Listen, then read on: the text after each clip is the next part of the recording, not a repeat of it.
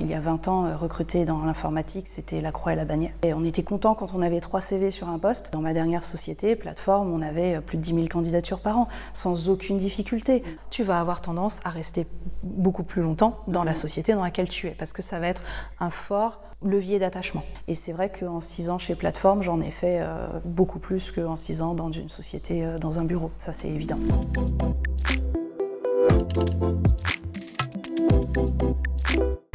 Si tu devais manger une seule chose pour le restant de ta vie, quelle serait-elle ? Si je devais manger une chose, il faut que ce soit une chose qui se mange réellement ou je peux donner une... Comme tu veux. Je laisse ton imagination. Eh ben, du soleil. Alors pourquoi ? Tout simplement parce que j'en ai pas eu beaucoup en étant à Paris entre 4 murs de béton pendant presque 50 ans, donc c'est un peu ce qu'on est venu chercher ici. Si chaque journée comptait 1 heure de plus, à quoi souhaiterais-tu la consacrer ? Alors on n'a jamais assez de temps, ça c'est vrai. 1 heure de plus, bah écoute, c'est simple, à faire du sport, parce que même en ayant beaucoup plus de temps maintenant, j'en fais toujours pas. Donc voilà. Si tu devais être coincé dans l'univers d'un jeu vidéo, d'un film, d'une série ou d'un livre pendant 1 journée, lequel choisirais-tu ? Alors ça c'est dur parce que je suis une grosse gameuse. Donc forcément je vais choisir le jeu vidéo. Et tiens, je vais choisir Fortnite. Ça doit être rigolo de faire une journée de Fortnite en tant que... pas PNJ mais vrai joueur.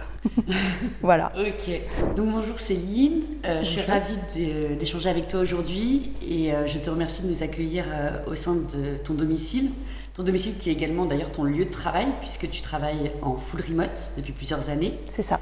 Et notamment, tu as travaillé en full remote pendant plus de 6 ans chez Plateforme SH où tu étais directrice des ressources humaines.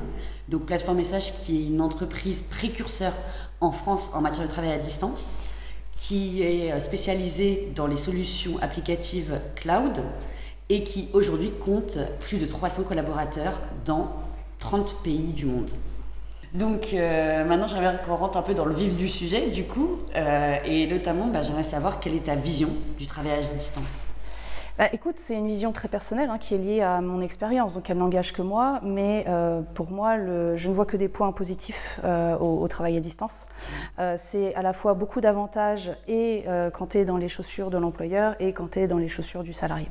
Côté salarié, ça te donne une vraie flexibilité dans l'organisation de ton travail, une réelle autonomie et un très bel équilibre vie pro, vie perso. Ça, je pense ne plus avoir à convaincre grand monde sur le sujet. C'est plus de temps et pour travailler et pour te concentrer surtout par rapport au travail au bureau. Et c'est plus de temps pour toi également. Après, si tu te mets dans les chaussures de l'employeur, c'est la possibilité d'offrir une qualité de travail, un cadre de travail qui est très différent puisque la personne choisit l'environnement qui lui convient. Plutôt que d'être sous les néons blafards d'un open space, chacun est dans l'environnement qui lui convient finalement le mieux et ce que ne peut pas un employeur unique offrir à tous ses salariés qui ont des besoins et des souhaits différents. Après, évidemment, en tant que RH, évidemment, c'est d'avoir un vivier de candidatures exceptionnel, surtout si tu te permets de recruter ailleurs que dans un pays. Donc, si tu t'affranchis de la contrainte locale et en plus de la contrainte étatique, là, tu as un vivier de candidatures absolument exceptionnel. Et j'ai vu la différence. Il y a 20 ans, recruter dans l'informatique, c'était la croix et la bannière. On était content quand on avait 3 CV sur un poste. Et puis, dans ma dernière société, Plateforme, on avait plus de 10 000 candidatures par an, sans aucune difficulté, sans même avoir besoin de travailler énormément la marque employeur. Donc, c'est vrai que le sujet était très différent. C'est vrai que le fait de travailler à distance apporte un côté très serein au travail. Quand tu es dans un bureau, tu es tout le temps dérangé, les gens viennent te voir. Et en même temps, tu as cette vraie distance. C'est pas parce que tu es dans le même immeuble que tes collègues que tu les vois beaucoup. C'est pas vrai. Tu arrives le matin, tu vas à ton bureau, tu vas à la cantine, tu reviens à ton bureau après manger, tu es à ton bureau tout l'après-midi. Tu vois pas forcément énormément de monde.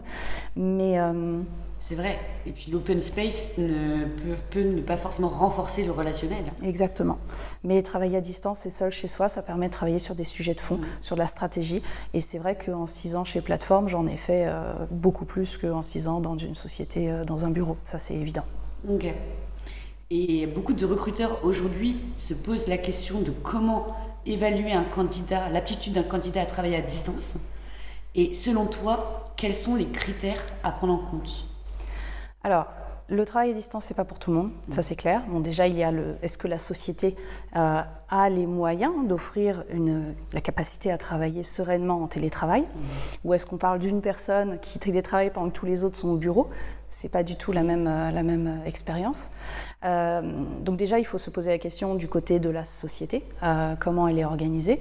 Ensuite, il y a évidemment les qualités du candidat, la capacité du candidat. Et là, il y a plusieurs critères à regarder. C'est est-ce que le candidat a une vie sociale, une vie familiale épanouie, ce qui fait que travailler seul chez soi n'est pas un sujet, puisqu'il n'y a pas un phénomène d'isolement. Il y a le fait d'avoir un espace de travail propice, calme, qui convient au candidat, la possibilité en même temps de bien synchroniser la vie professionnelle avec justement la vie familiale, la vie sociale, etc. Il y a aussi la capacité de la personne à s'auto-motiver. Alors on parle d'automotivation, pas forcément, ça peut être aussi tout simplement d'être passionné par son métier.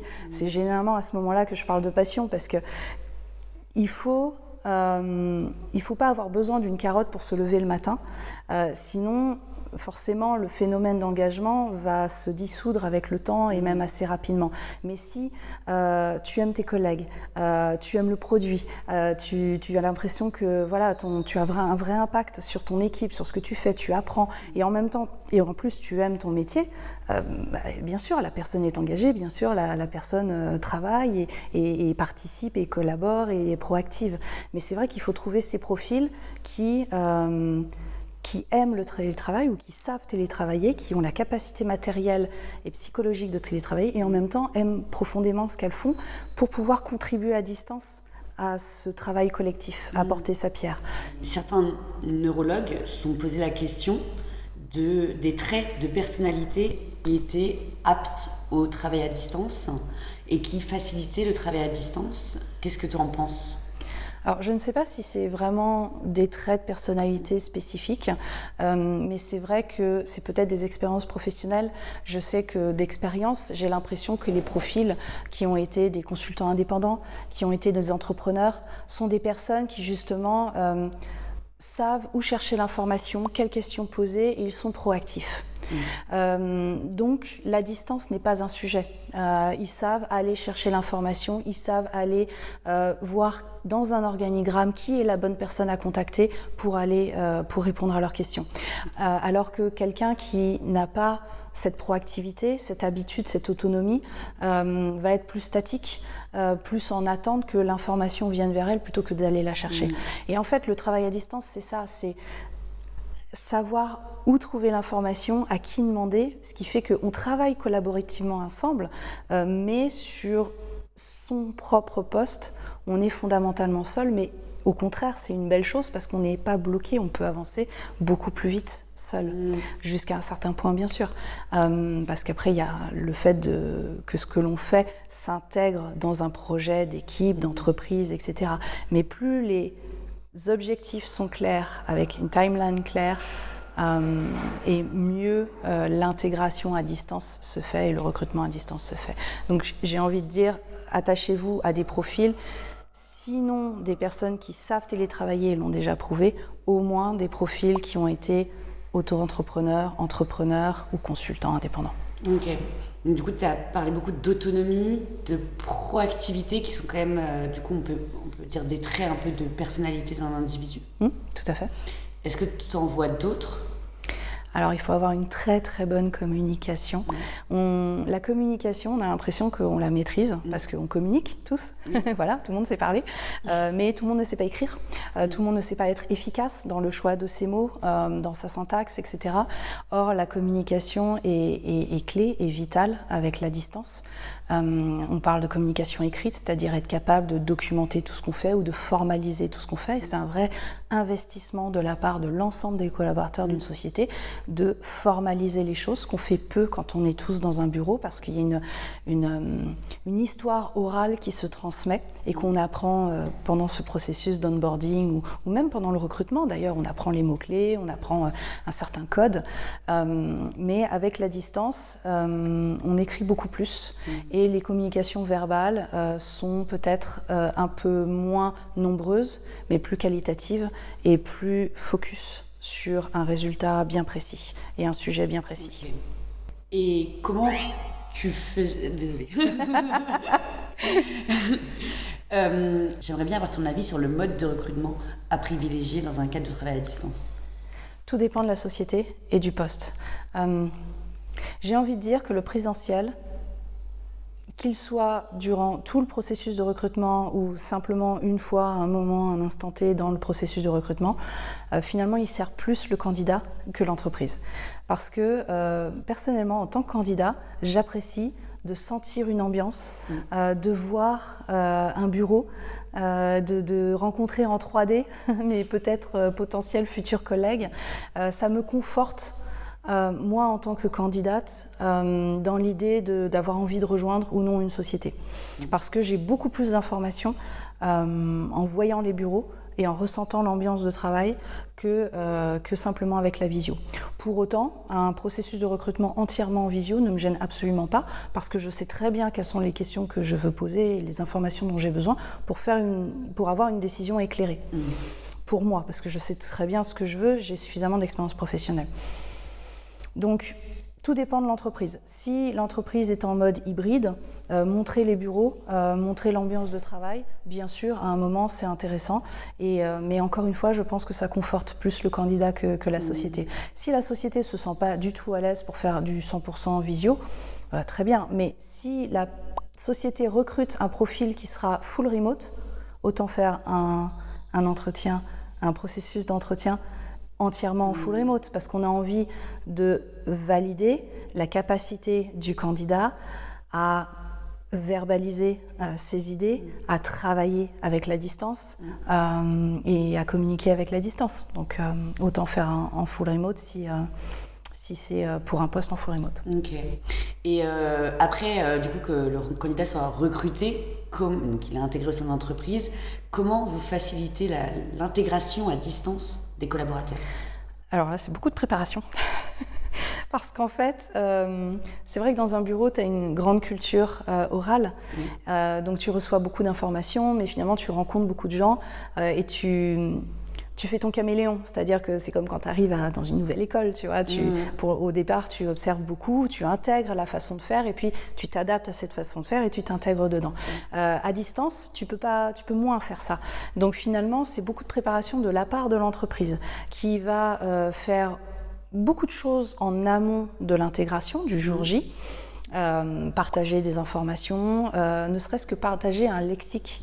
Tu sais, les mots qu'on utilise, il y a beaucoup d'acronymes en plus dans l'informatique, tu vois. Donc c'est important de partager en amont cette information qui n'est pas du tout quelque chose de, tu vois, c'est pas une information confidentielle, mais au moins quand la personne arrive et entend ces premiers acronymes, elle a déjà la réponse, elle sait déjà à quoi on fait référence. Donc elle se sent déjà intégrée en amont. Donc en fait, il y a beaucoup de travail de préparation et de formalisation. Donc tout ce que tu peux partager comme procédure écrite, l'agenda qui est bien structuré, tu vois, sur plusieurs semaines, qui la personne va rencontrer, qui sont ces personnes, à quoi va servir chaque rencontre, et puis mixer les expériences. Il faut avoir à la fois des choses à lire, des personnes à rencontrer, de l'équipe, des managers, et puis des personnes plus fun, c'est-à-dire on ne va pas à la cantine quand on n'a pas de bureau attitré, tous ensemble, donc il faut avoir ces espaces qui permettent d'avoir des moments un petit peu plus conviviaux. Ça peut être pour le département RH de se rapprocher du département marketing. Et nous, quand on voyait des candidats qui sont dans telle ville où on savait qu'on avait une conférence, on les invitait. Ils viennent pas, peu importe. Mais au moins, aller au salon, rencontrer ses futurs collègues, voir un petit peu, tu vois, l'identité visuelle, serrer la main à quelqu'un, c'est une expérience en plus qui permet au candidat d'être d'autant plus serein quand il arrive, parce qu'il a l'impression déjà d'avoir connaître un certain nombre de choses, et donc il est déjà plus confort dans son expérience d'onboarding. Donc voilà, tout ce qu'on peut faire en amont, il faut le faire, il faut beaucoup formaliser, il faut rester en contact avec les gens. En France, on a souvent cette période de préavis qui est assez longue, donc on sait qu'un candidat va nous rejoindre dans 3 mois. Faut pas hésiter, une fois par mois, envoyer juste un petit message en disant « Tiens, depuis qu'on s'est parlé, il s'est passé ça. Tiens, si tu as l'occasion de passer par Paris, il y a tel événement. » Voilà, c'est juste garder le lien, dire « Tiens, on se souvient que tu arrives tel jour, on a hâte. » Tu vois, le simple fait de dire « On a hâte », ça fait plaisir, important. Tu vois. Et ça coûte rien, c'est facile à faire, tout le monde peut le faire. Après, il y a le jour J qui est généralement très bien chronométré. Donc, tu as la première heure. En fait, c'est la technique de l'entonnoir. Tu vois, tu donnes des informations très génériques. Quels sont nos outils? Où sont les informations? Où est l'organigramme? Voilà. Après, tu fais rencontrer tout au long de la semaine ou des premières semaines un mix de managers plutôt de haut niveau, chacun présentant son département. Ça peut être des vidéos préenregistrées. Tout le monde n'a pas le temps de le faire à chaque fois pendant 1 heure. Mais d'avoir un mix comme ça, de rencontrer des gens, des managers, des gens des autres équipes, et puis de s'intégrer. Ce qui fonctionne beaucoup, c'est le shadowing, c'est-à-dire de passer du temps avec un collègue de l'équipe et simplement de regarder la personne travailler. D'accord, ok. Par exemple, alors nous on avait beaucoup d'ingénieurs, donc les développeurs. Tu vois, le développeur va te dire tiens, je travaille sur telle ligne de code ou sur telle fonctionnalité. Voilà, il partage son écran et puis la personne dit tiens, tu utilises ça, mais pourquoi tu n'utilises pas ça? Ah d'accord, parce que vous avez fait ça avant. Ah ok, je comprends. Et en fait, tu apprends le métier en partie comme ça. Ok, c'est comme un peu des vies ma vie. On appelle aussi ma vie en présentiel, mais là, à distance, en fait. Oui, tout à fait. Et tu peux le faire sur quasiment tous les métiers, tu peux le faire. Ok. Ça, c'est hyper intéressant comme pratique, effectivement. En plus des rencontres aussi... En plus des rencontres. Aléatoires ou pas. Aléatoire ou pas. C'est important de sortir du scope juste de l'équipe, surtout quand tu commences à avoir une société un peu grande. Parce que quand on est 10, 50, tout le monde se connaît par définition, donc ça va vite. Mais quand tu commences à avoir une société de 150, 200, 300 personnes, là, on se connaît moins. Donc le fait d'avoir des occasions... d'avoir des groupes de discussion par centre d'intérêt, ça c'est très important. Donc tu as les gamers, tu as les joueurs d'échecs, tu as les mamans, tu as des groupes qui se créent comme ça de discussions un peu informelles. Il faut laisser cet espace de discussion. Il faut que l'entreprise laisse la possibilité aux gens de créer ces centres-là. Ça vient pas de l'ARH, ça vient pas de l'employeur, c'est simplement les gens utilisent des outils de communication mis à disposition par l'entreprise pour aussi faire des choses un peu plus informelles que l'on n'a pas parce qu'on n'a pas cet espace machine à café. L'intégration, c'est pas uniquement des échanges formels. Non. Et comme tu as dit, c'est aussi des échanges informels avec les collaborateurs. Donc ça, c'est aussi quelque chose qu'il faut prendre en compte à distance. Il faut le prévoir comme temps dans le calendrier d'onboarding. Trop souvent, on prévoit des journées entières que sur le côté professionnel. Alors que passer du temps à découvrir d'autres équipes et des centres d'intérêt plus informels, ça ne prend pas la moitié de la journée, certes, mais c'est important de savoir que ces échanges-là existent et de s'y intégrer parce qu'on apprend aussi beaucoup d'informations professionnelles via ces centres de discussion. Oui.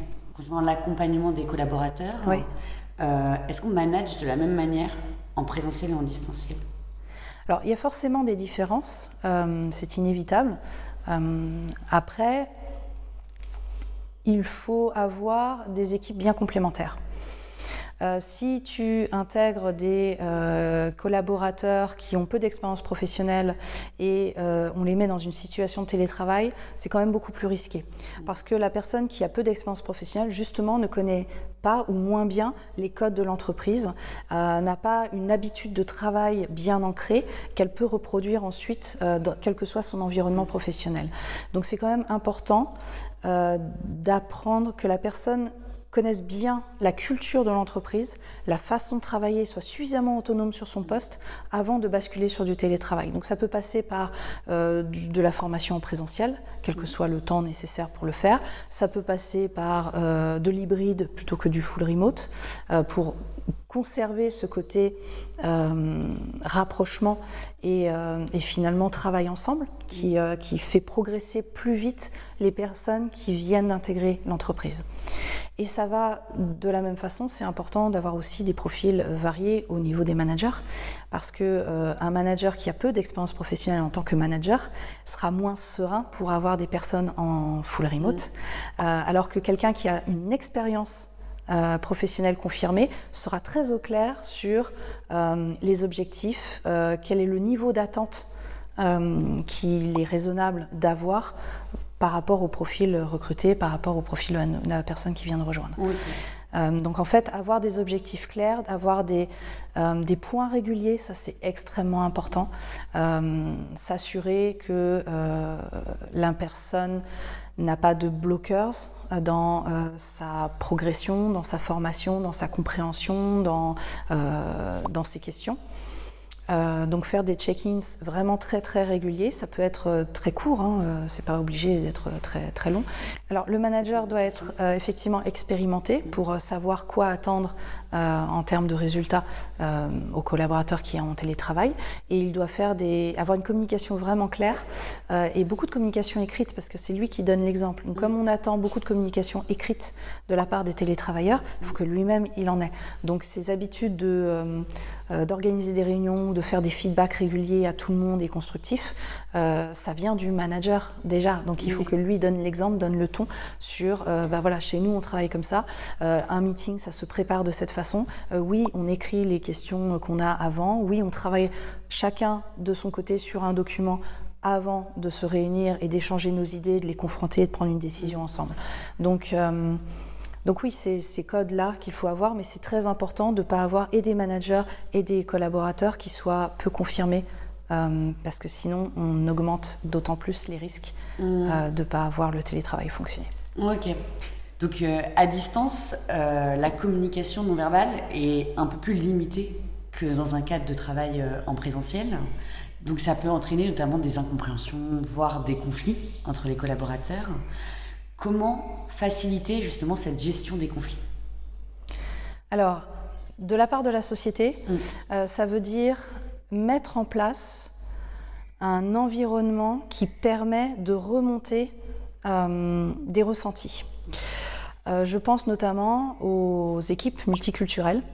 Quand, lors d'une réunion, quelqu'un fait un trait d'humour, ou lors d'une réunion, quand quelqu'un fait une remarque sur une minorité qui n'a l'air de rien pour une partie de la population mondiale, ça peut être ressenti différemment par une autre partie de la population mondiale. On ne peut pas être au fait de tous ces ressentis, de toutes ces façons de voir les choses. Donc, il est important de créer un espace qui permet de remonter ces ressentis pour que la société mette en place de meilleures pratiques de communication, inclut le fait de ne pas faire d'humour, le fait de faire des phrases courtes, voilà, sans un vocabulaire trop recherché, pour que tout le monde mondialement comprenne et qu'il n'y ait pas d'interprétation voilà, mal orientée ou qui ne soit pas ce qui était prévu à la base. Donc déjà, le fait que les collaborateurs de la société se sentent autorisés à remonter le fait que j'ai mal ressenti telle remarque, telle réflexion, ou j'ai mal compris ça, et je me suis senti mal, je ne me sens pas intégrée dans la société parce que voilà, j'ai pas compris ou je me sens visée, voilà. Donc le fait de pouvoir le remonter et que ce soit intégré dans les bonnes pratiques de communication de la société, ça c'est déjà le premier pas et c'est très important. On le remonte au RH, c'est au RH de recevoir l'information. Les RH ne savent pas tout, elles ne sont pas capables de connaître les différences culturelles de tout le monde. Mais d'offrir ce safe space qui permet aux gens de remonter une information et de faire en sorte que ça ne se reproduise plus en intégrant ça dans les formations sur le multiculturalisme et dans les procédures d'entreprise, ça c'est important. Après, il y a la gestion des conflits en eux-mêmes. Et là, pareil, il faut créer un espace qui permet aux gens de remonter des dérives, des choses illicites, enfin une plainte quelconque. Donc chez Plateforme, on avait mis en place un outil qui permet de remonter justement quelque chose et d'être anonyme à ce moment-là. C'est-à-dire que la RH reçoit, ou la personne qui est désignée comme recevant ce type de message, reçoit le message mais ne sait pas qui l'a écrit. Et ça, on avait mis en place aussi une procédure d'investigation. C'est-à-dire que la personne qui est chargée de vérifier les dires et de vérifier aussi s'il y a une suite à donner, corriger une procédure d'entreprise, une façon de faire les choses. Il y a une dérive, il faut punir la personne qui a fait cette dérive si c'est volontaire. Donc là, c'est une question de procédure. Et puis, il faut former les gens aussi à avoir cette posture d'investigateur. Donc, ça peut être les managers, les personnes qui collaborent dans l'équipe RH, ce genre de choses. Donc, plusieurs niveaux, c'est-à-dire créer le safe space pour que les gens s'expriment, agir par rapport à l'expression de... Ça, c'est important, parce que si on ne réagit pas, ça ne sert à rien et le ressenti est encore pire. Mettre en place un outil, si c'est possible, mettre en place une procédure et former les gens à avoir la bonne attitude face à la gestion de conflits. Ok. Est-ce que tu penses qu'il y a moins ou plus de conflits dans des boîtes en full remote ? Je pense qu'il y a moins de conflits dans une société en full remote parce que tu n'as pas tous ces bruits de couloir, tous ces actes égoïstes et politiques que tu as dans un bureau. Donc dans ce sens-là, je pense qu'il y a moins de conflits interpersonnels et de difficultés. Pour autant, ça reste des individus qui doivent travailler au sein d'une collectivité. Donc ça ne peut pas se passer extrêmement sereinement, sinon les RH n'existeraient pas. C'est peut-être une bonne chose, ça se discute, mais voilà. Après, tu peux avoir des sujets différents, je pense au multiculturel. Si tu es dans une société en full remote avec beaucoup de nationalités différentes, tu vas faire plus attention et tu vas avoir des guidelines très différentes en termes de communication, qu'elle soit écrite ou verbale d'ailleurs, pour justement inclure ces différences multiculturelles parfois. Finalement, les gens peuvent venir de nationalités et de cultures différentes, c'est pas un sujet. Il faut que les valeurs de travail, la façon de raisonner, la façon de résoudre les problèmes, la façon de travailler soient les mêmes. L'écrit permet de prendre du recul par rapport à l'émotion. Quand tu es sur un conflit, souvent les gens sont à chaud dans l'émotion. Moi j'ai vu dans des bureaux des gens quasiment en venir aux mains.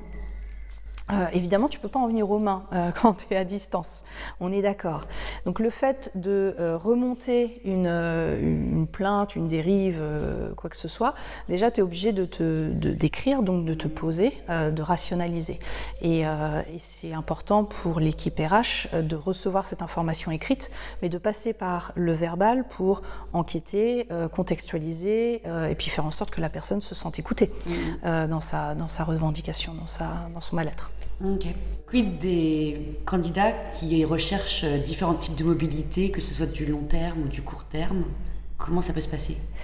Alors effectivement, avoir une politique de mobilité géographique claire et qui intègre plusieurs contextes possibles, c'est très important dans une société hybride ou en full remote, parce que le télétravail favorise, et c'est un des grands bienfaits du télétravail d'ailleurs, favorise la mobilité géographique. Pour autant, il y a beaucoup de réalités différentes derrière cette mobilité géographique. Déjà, il peut y avoir des demandes qui viennent des collaborateurs ou de la société. On peut aussi, pour des marchés, de nouveaux marchés, envoyer des gens à l'étranger pour quelque temps.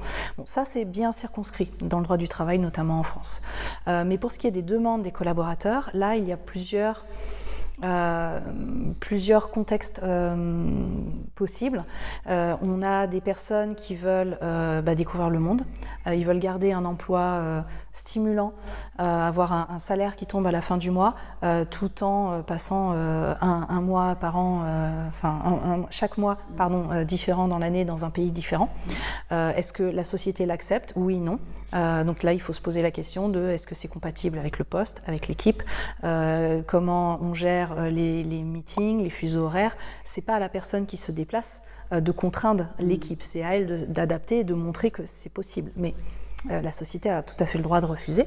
Il y a des problématiques pour la société, enfin des questions à se poser et à résoudre sur les assurances. Je me fais voler mon PC en Russie. Est-ce que mon assurance couvre ça? Donc, déjà, il faut se poser la question. Si je tombe malade en Autriche, est-ce que j'ai le droit, pas le droit, enfin, dans quelles circonstances je suis? Donc, il faut vraiment se poser ces questions-là. Et on y répond plutôt facilement, en se faisant aider, si besoin, par des conseils externes. Après, souvent, les sociétés en full remote vont limiter les pays dans lesquels les gens ont le droit d'aller pour des raisons de sécurisation des données, parce que Internet n'est pas sécurisé de la même façon partout dans le monde, parce que personnellement en tant que RH je n'ai pas envie de savoir que quelqu'un va dans un pays en guerre par exemple, et vous avez aussi le cas des personnes qui ont de la famille à l'étranger et veulent y aller régulièrement dans l'année. Donc ça, c'est pareil, il faut que l'équipe, enfin que ce soit compatible avec le travail, avec l'équipe, avec les process internes de la société. Est-ce que ça a un impact sur le salaire? Oui, non, c'est aussi une question tout à fait légitime. Est-ce que ça a un impact sur le contrat? Tout dépend de la durée du déplacement. Généralement, les déplacements de courte durée n'ont aucun impact. Moi, ce que je demande, c'est à ce que tout le monde soit d'accord, que ce n'ait pas d'impact sur l'équipe, que l'on sache où la personne est. Ça, c'est très important qu'on puisse communiquer avec la personne tout le temps. Et puis après, on peut limiter dans le temps ou le nombre de semaines par an où la personne a le droit d'être à l'étranger, par exemple. Alors, en général, c'est jusqu'à 3 mois, c'est-à-dire c'est les durées de visa. Je sais que ça peut être différent, par exemple, aux États-Unis. Sortir des États-Unis, on sera plutôt sur 2 mois, par exemple. Alors que si on est en Europe, on a quand même l'opportunité la possibilité d'être partout en Europe, et ça n'a pas forcément d'impact sur le contrat. On n'a pas besoin d'un permis de travail pour séjourner en Autriche, en Espagne, etc. C'est par rapport à la fiscalité, c'est-à-dire que ton domicile, pour avoir ta résidence fiscale dans un pays en Europe, il faut résider dans ce pays au moins 6 mois. Voilà, c'est ça la règle. Donc après, c'est est-ce que la société veut en faire un avantage social, parce que c'est vu par une partie de la population comme un vrai avantage social de pouvoir voyager, une vraie chance. Est-ce qu'au contraire la société va considérer que les vacances c'est les vacances et qu'on ne mélange pas à découvrir le monde avec le fait de travailler? Tout dépend encore une fois du type de profil que l'on a, et de l'envie de la société de développer ce type de politique. Okay. Mais tout existe aujourd'hui. Et pour toi, cette politique, elle doit être formalisée? Oui. De quelle manière? Écrite. C'est important que les gens qui se posent la question, qu'ils soient candidats ou qui sont déjà en poste dans la société, savent ce qui est attendu de leur part et ce qu'ils ont le droit de faire, pas le droit de faire, ce qu'ils peuvent envisager, parce que ça fait partie de la décision d'intégrer une société, je pense. Pour certaines personnes, c'est très important d'avoir cette mobilité géographique. Quand tu dis écrite, c'est charte de télétravail, c'est inscrit dans les contrats de travail, de quelle manière? Alors, moi, j'inscris peu de choses dans les contrats de travail. C'est plutôt des règles d'entreprise. Donc, effectivement, c'est des accords collectifs, c'est des chartes, mais qui valent pour l'ensemble du groupe, finalement. D'accord, ok. Mais quelles ont été les plus grosses problématiques d'ordre RH c'est de gérer justement cette mobilité géographique, de mettre en place une politique unique qui convienne à tout le monde. Ça, c'est difficile, parce que quand tu es dans une petite structure, tu vas pas mettre 30 droits sociaux, 30 politiques de mobilité, et pourtant, tu as des besoins qui sont radicalement différents. Donc souvent, la réponse que j'avais à tous ces sujets, c'était de mettre en face un budget. Je m'explique. On veut faciliter le sport, faire en sorte que les gens, même s'ils sont en télétravail et qui travaillent beaucoup, ils fassent du sport. Bon. Moi, je ne sais pas si en Iran, il y a Sport Center ou je ne sais quel centre sportif. Donc, je ne peux pas mettre en place un partenariat qui conviendrait à tout le monde. Donc, on met en place un budget. Okay. Les gens l'utilisent pas, mais chaque individu a droit à un budget chaque année destiné à faire telle activité. Donc ça va être se déplacer pour voir ses collègues et faire des activités un peu fun. Ça va être de la formation, parce que là non plus, la RH n'a pas une réponse à chaque besoin spécifique particulier. Et non, je ne vais pas sortir un catalogue Ségos à des gens qui ont 20 ans d'expérience professionnelle. Donc eux savent de quoi ils ont besoin. On leur met en face une réponse qui est budgétaire. Ils ont un accès, ils en ont besoin, ils l'utilisent, ils n'en ont pas besoin, ils ne l'utilisent pas, mais au moins, les gens peuvent utiliser soit d'aller à une conférence, soit d'acheter un livre, soit d'avoir un coaching, soit d'avoir une formation Ségos si c'est leur besoin. Et du coup, ça permet de réduire les inégalités liées à des problèmes régionaux. Et d'avoir une réponse unique, simple, compréhensible par tout le monde et accessible à tout le monde, malgré la distance. Ok. Est-ce que tu penses que le taux de turnover dans des entreprises full remote est plus faible que dans des entreprises classiques ? Alors, je pense que le turnover... Je pense que le full remote a effectivement un impact positif sur le turnover jusqu'à un certain seuil. Je m'explique. Une entreprise, ce n'est pas un organisme statique, c'est un organisme vivant, d'accord ? Et comme tout organisme vivant, il y a des phases. Et ça, on sait, hein, quand on travaille dans une équipe RH, on sait qu'on a besoin de tel accompagnement ou de mettre en place tel outil, process, où on a une certaine façon de travailler. Et puis, souvent, c'est des seuils d'effectifs. Donc, jusqu'à 50 personnes, tu vas travailler de cette façon. Jusqu'à 100, 200, ça va être d'autres choses, d'autres questions, d'autres problématiques, d'autres façons de travailler. Et le turnover est très lié à ces phases de croissance et à ces différentes phases de vie. Quand le full remote n'est pas subi, quand c'est un choix des deux côtés, donc c'est un choix raisonné, tu as tout ce qu'il faut pour matériellement réussir et c'est un choix de ta part. Effectivement, si tu es dans un environnement où le full remote est peu accessible dans les offres d'emploi, tu vas avoir tendance à rester beaucoup plus longtemps dans la société dans laquelle tu es, parce que ça va être un fort levier d'attachement, d'accord ? Mais si tu es dans un environnement sur un poste ou dans un environnement dans ton pays où il y a beaucoup de full remote, c'est pas plus engageant ou attachant à la société que ça. Ok.